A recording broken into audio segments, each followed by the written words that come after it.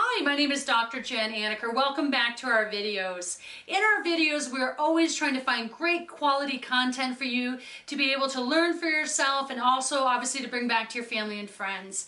Our platforms are threefold. We're always looking for to present to you wellness tips, answer chiropractic questions, as well as give you a little insight into some of the things that I do for my own healthcare.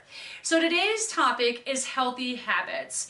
And in our office, we're always trying to get our patients to be able to interact, gain higher levels of health. So we're using this concept of healthy habits and we're incorporating it into our monthly event at our office. So first off, let's talk about a little bit about healthy habits. So some of this was also inspired by BJ Fogg, who wrote a book called Tiny Habits. He also, if you look him up on YouTube, has some great information that's easy to learn or think about some of these concepts that I'm going to bring to you. One that I reviewed in order to prepare for this is the TEDx out of Fremont. So definitely, again, go onto YouTube, take a look at that. But Tiny Habits, he did such a brilliant job. And BJ Fogg is the director of Persuasive Tech Lab at Stanford. So, definitely this is something that he's done his research. He's broken it down to really easy, no surprise, tiny bits or tiny steps in order to think of. So there's a few things to think about when you're thinking about choosing that habit and how you're going to go about it. Number one is obviously finding something that you're motivated to change. And even just to make, again, that small change. And I would recommend just making a change with, one habit once a month so you can, again, stay focused on that one thing. Of course, number two, we always need to make sure that we have the ability to do it, that it's attainable, making it a specific thing. But obviously, you need to be able to do whatever that habit is.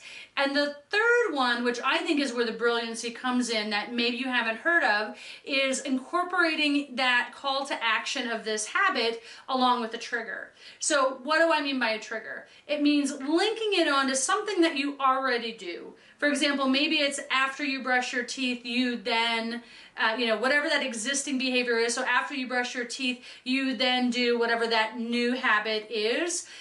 Before I go to bed at night, I then do this.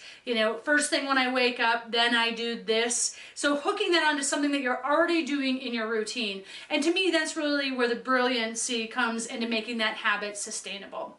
So then some things that we can also add to that is how to make it successful is to celebrate it. We're going to make it super simple and then celebrate it so your body goes, yes, I want to do that again.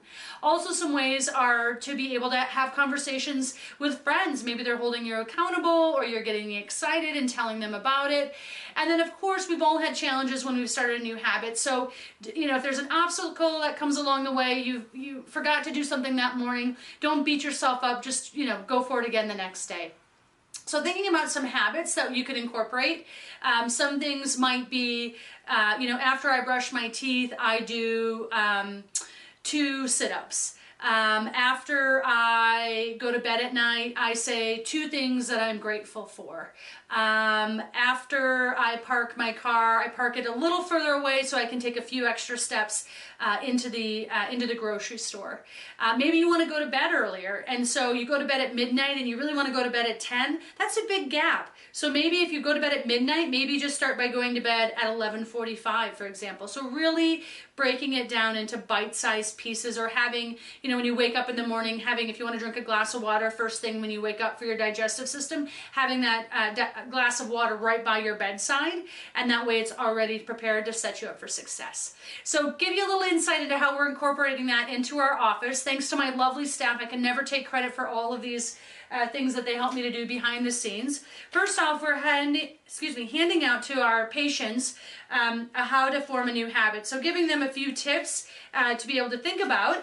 And then as they're leaving the office, in our jar here, my staff's put together a bunch of different habits.